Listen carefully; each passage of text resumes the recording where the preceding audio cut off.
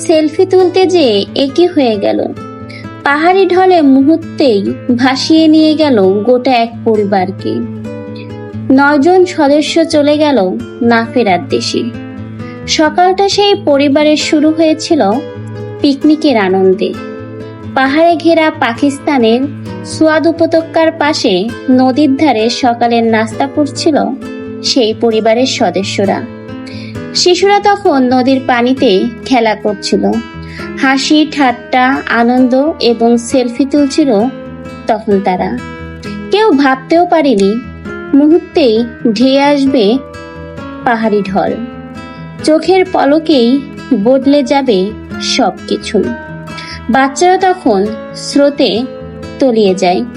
তাদেরকে সাহায্য করতে একে একে ঝাঁপিয়ে পড়ে পরিবারের অন্য সদস্যরা, কিন্তু শেষ রক্ষা আর হয়নি।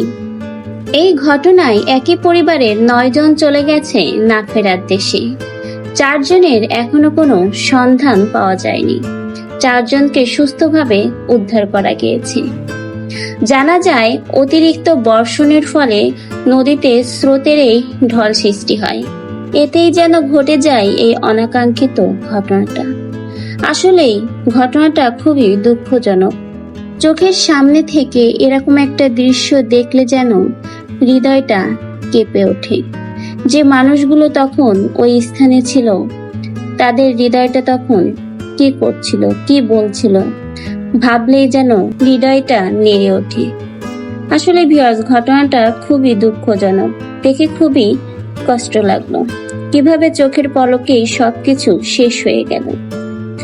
ভিডিওটা বেশি বেশি করে শেয়ার করে দিবেন।